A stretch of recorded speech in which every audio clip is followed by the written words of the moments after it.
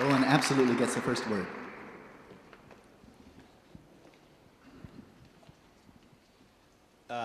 Thank you very much. Wonderful talk. Your father would be very proud. No, Alan and I love each other, and we'd love to do this.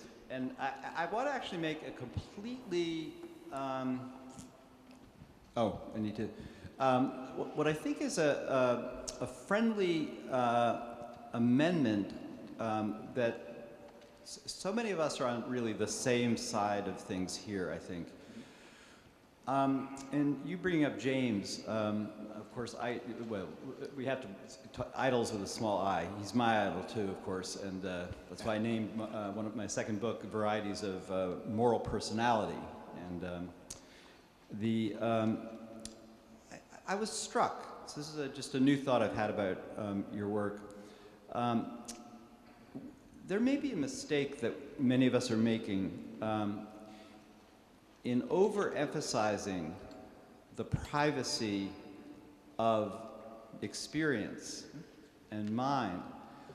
I hope this will be received, so I think of Evan's work and actually work of all my philosophical colleagues in the room who, Alan said, let me start this way so I can be articulate, sort of. I invented ADD though, so my students tell me, focus. Alan suggested that there was two components to naturalism as he saw it, and I believe I'm speaking correctly from the slide. One is the ontological commitment that has to do with nothing supernatural, whatever that means, he rightly points out. And then there was this epistemological component, and I think he said there that it's the commitment to gathering knowledge from the third personal perspective, or the objective perspective. And I want to suggest that most of us here, I mean, who've been speaking and are on the panel, don't believe in that expression of the epistemological component, because then we won't understand mind. And here I think of a person who inspired James greatly, who never held down a real job and is very difficult to understand, but Charles Sanders Peirce, who emphasized something that I think Pete Hutt spoke eloquently about yesterday, which is a way to break this subjective objective divide of thinking of everything, things on one side as subjective and private, and on the other side as third personal and objective, which is to emphasize the intersubjectivity of all knowledge. That as Alan says, it's only in virtue of having conscious minds. Well, I mean, some people in robotics or AI will say, we could have evolved to be zombie-like robotic information processors, and maybe we would still write books with physical equations and that sort of thing, I don't know. But we're not that way. How do we understand the world? We understand the world as very smart, sentient beings. And how do we do it? We appropriate the world, and here I'm talking about, this auditorium that we're in, as Pete Hutt was saying, not just as individuals, but as individuals who have grown up learning a language, a common language, not always using vocabulary the same way, and that's part of the regimentation process. But even our understanding of the physical world is an intersubjective thing, the way we teach our children to understand things. And I think the same thing is true of mental vocabulary. So I applaud completely the project that Alan's doing. And I think that one way so I'm suggesting this, I mean, Habermas has made a great deal of this idea in the political sphere about ideal speech communities which get together and press themselves to see if they can reach intersubjective agreement. So I think what science may have done, or there's a form of perhaps scientism, which historically overemphasized objectivity, and then that makes mind quite a bit more mysterious, spooky, and private than in fact I think it is. So one suggestion I would have is simply to start to think this way, that all knowledge practices are attempts to gain intersubjective understanding of things and help break the subjective-objective divide that way. Thank you. Yeah, thank you. And a very brief response, because we have one more questions, but that will be, I think, the strength of the Shamatha project, where we're not letting the meditators kind of dominate just from the first-person perspective. I experience it, therefore that's true. But in fact, we're bringing together some very sophisticated measurements from psychology. They will be informing the meditators, in some respects, how their own practice is going. I, as a second person, as the instructor, will hopefully, if I'm any good at it, will inform them. The neuroscientists slowly, but perhaps over time, very informatively, also come in and cross-reference. And so I think this is really, this little project is kind of like Galileo developing his 8-power telescope, the first one. It's only 3 months. A little 8-power telescope, but it's a full-scale collaboration, I think, exactly along the lines that William James would have applauded. That's certainly my hope, because as we both idolize him, as you say, with a small I hope William James would be happy. Yes, Billy.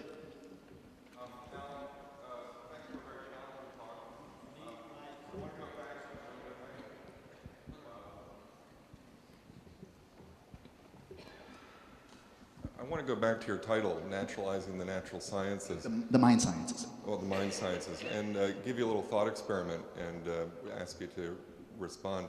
If we take David Gross when he's doing mathematics and physics and stick him under a fMRI and a PET scan and EKG and stick a couple electrodes in there and watch his brain while he's doing physics, or we take Bob Pollock when he's doing microbiology and do the same, or Owen Flanagan when he's doing philosophy, or even more interesting when he says he loves you, and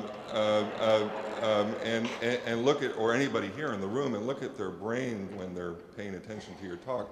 What have we learned that's really interesting about the realities of which they purport and actually do map out to a human consciousness? So if you were to take that kind of paradigm and apply it to science itself, what kind of conundrum have we gotten ourselves into? If it's good for the goose, why not for the gander, right? I think it's a very legitimate point. And I think one point you're probably getting at implicitly is if we had no first-person experience at all, I mean, again, hypothetical, no first-person experience of mental phenomena at all. I mean, actually, if it were true what the behavior said, that mental events never even take place at all, then if all you studied with the brain, you'd have no idea there is such a thing as mental phenomena. Because they never manifest. You never see a mental phenomenon with an MRI or an EEG or anything like that. And likewise, as John Searle pointed out, if you confine yourself to studying only behavior, mental phenomena are not physical behavior either. They may be very close related. A facial expression may press out, bring into the public world what you're feeling, but a facial expression, a particular configuration of 128 muscle groups that Paul Ekman has studied, those are not mental phenomena. So I think by itself, you don't learn anything at all, if it's in isolation, about mental phenomena, although you may learn a lot about the causes giving rise to mental phenomena and the effects produced by mental phenomena by way of behavior or the impact on the brain. But what this emphasizes to me is the importance of William James's strategy of being triadic, because over time, number one, as a meditation teacher and just a meditator, gosh, I think Einstein was right when he said, at least the statement is attributed to him, that there are two things in nature that are infinite: the human capacity for self-deception and space. And I'm not so certain about space. It's a cute phrase, but it's an enormous amount of truth in it. It's Freud's problem that Owen brought to my attention. And so what might the psychologist and the neuroscientist tell about what's going on when I say I love you? Well, maybe I don't love you at all. What I want to do is get you in bed. Or maybe I love you because I want your money. I love you because I like your respect. I love your adulation. And so can psychologists study love and its counterfeits? Might there be different correlates, neurophysiological correlates of love of the type that you and I regard as a virtue, as opposed to its sad facsimiles or counterfeits of self-centered craving, attachment, lust, and so forth and so on. So I think over time, they actually may tell us a lot, but again, I'm a Jamesian at heart here, and I think first and foremost, let's really develop a sophisticated methodology for studying the phenomena themselves, and then the backup, and very important backup, in this triadic structure is psychology and brain science. Oh, Pete, please. Thanks, Alan. This was really a wonderful presentation, and I completely agree with you that in a dialogue between science and contemplation, contemplatives have to take science seriously, and scientists have to take contemplation seriously. So I couldn't agree more. The only addition I would give is that you have defended the Santa Barbara way, the California way. Quite so. And I would like to put in a pitch for the New York way. I'm a New Yorker myself. I'm an immigrant, as you can hear. Maybe that makes me more of a New Yorker. And I think in Buddhist terms, California is the realm of the deities. Yes, Santa Barbara especially. And New York and Wall Street and all that is the realm of the semi-gods, yeah? The demigods. I feel that every time I come here, yes. So the demigods are not as patient as the gods are. So as an alternative to spending years doing shamatha, although I highly respect it and I think it should be done by those who would like to do that, those who don't have the patience for that, I think there is a New York alternative. And the alternative is as follows. Instead of taking where we are and learning a new skill, namely to concentrate, we can also try to realize that we have been training ourselves our whole lives in a particular way of looking at the world, in a particular way of looking at what we call the world, part of our construction, and to try and stop that. And we don't believe we can stop that.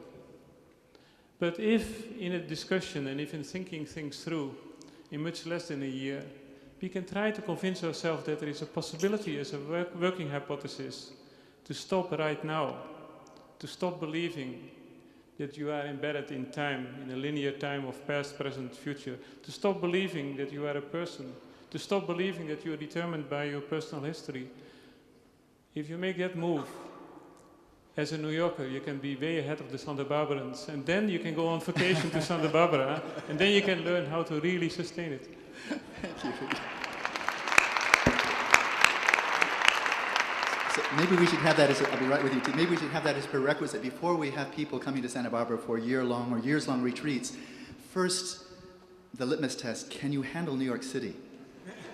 With mental balance. People handle it without mental balance, but can you live here and maintain exceptional degrees of mental balance? That would be a very good kind of boot camp. Boot camp in New York, and then you get the dessert in Santa Barbara. Teed. Okay, now you were talking about the possibility of an ideology-free science. You asked about the possibility of that in this meditation. And I don't think if you were talking about developing a contemplative science and have it correspond to the way science actually operates, what you really don't want is an ideology-free science, but one that has an ideology that creates solvable puzzles. And the real problem with the Titchener form of introspection, and there's a paper on my website that deals with this in greater length you might be interested in looking at, is that they had an ideology, a paradigm that created unsolvable puzzles. It basically came out of Hume, and so the question was, they were assuming there must be, a set of fundamental bits, and that the mind was assembling those bits. And so they kept trying to find the individual bits, and okay, there's one, and there's another one, and then we'll start assembling them. And the problem was they didn't take into consideration the point you made earlier, which is every time you look at the same thing, it changes.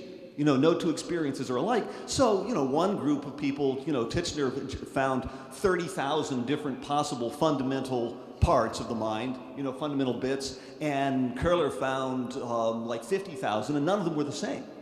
So, to some degree, what you've already come with a possibility of accounting for why their paradigm didn't work, why their puzzles were unsolvable.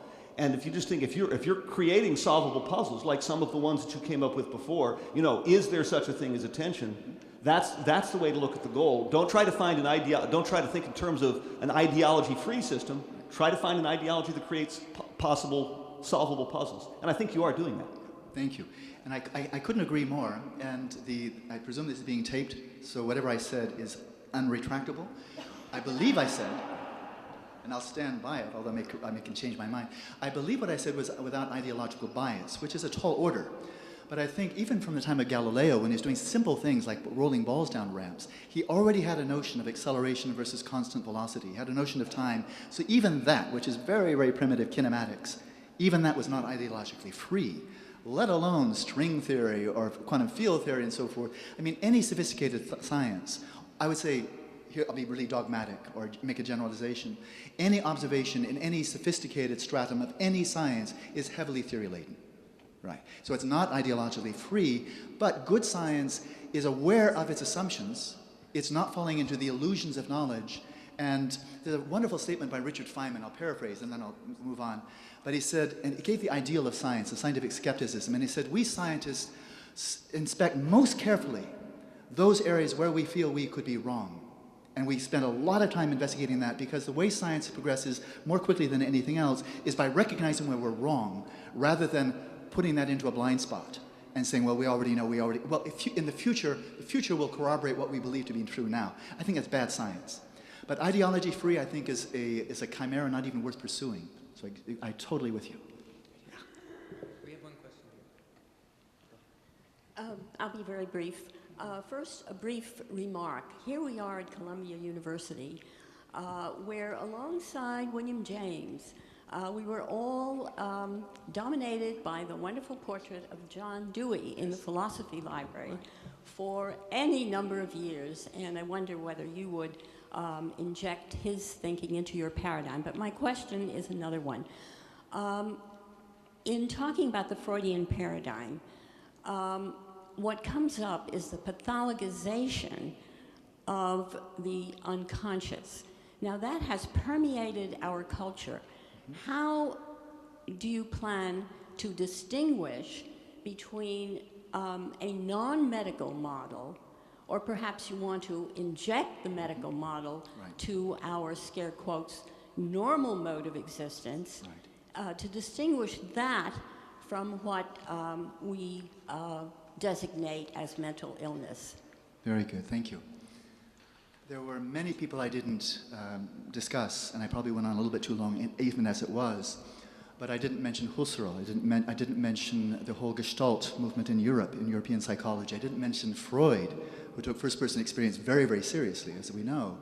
A number of psychiatrists just recently pointed out to me how psychoanalysis can be quite similar to some kind of meditative practices. So there are many things I didn't mention, including the brilliant work of John Dewey. And so I would have to say, for brevity of time and also limits of my own knowledge would be two reasons for that. But certainly enormous, and Peirce himself, I mean a lot in terms of pragmatism, and there William James was deeply indebted to him for his wonderful development of pragmatic philosophy. In terms of the point you did raise about kind of the interface between kind of contemplative inquiry, contemplative practice, and the diagnosis and treatment of mental illness, I think my overall orientation towards this, let's say, Buddhism and science, religion and science interface is not one of competition, for very good reasons, I think, and that is Buddhism has no brain science, no brain theory. And so when we've met, I've been translating primarily to Njemba being the primary translator, I'm being made a lightweight backup as the years go by especially.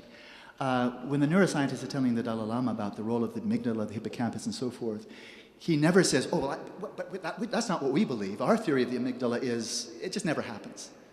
Buddhism doesn't have a theory of, that kind of thing. And so it's complementary. Buddhism is very strong, I think, for the first person, and it's quite strong for qualitative evaluations of behavior and their relationships to meditative experience and general overall mental well-being or lack thereof. Qualitative emphasis. As we know, psychology, very strong for quantitative measurements, analysis of behavior, extremely strong. Neuroscience are in a class by themselves. But there's another area where there's complementarity, I believe, in a very rich and happy way. And that is, my understanding is in the DSL, there are about 300 specific mental illnesses that have been diagnosed and for which there's various forms of treatment. That's just not Buddhism's strength. That is, I lived in the home of the Dalai Lama's personal physician when I was living in India. And psychotic people would show up periodically. I mean, I would be really schizophrenic. I mean, really, really terribly mentally ill. Buddhism doesn't really have anything to offer to that. That's not what it's designed for. And so this is the strength of Western clinical psychology, and Western academic psychology has a great strength in studying the normal mind. Clinical psychology, psychiatry, very great strengths. Hallelujah. for understanding, diagnosing, treating, sometimes only managing, but at least that is better than nothing, managing the symptoms of mental illness. It's not a strength of Buddhism. Buddhism is kind of more or less starting normal, and frankly, Buddhism doesn't have any developmental psychology either. What type of meditation should you teach to a 5-year-old, 10-year-old, 15-year-old? What about gender differences?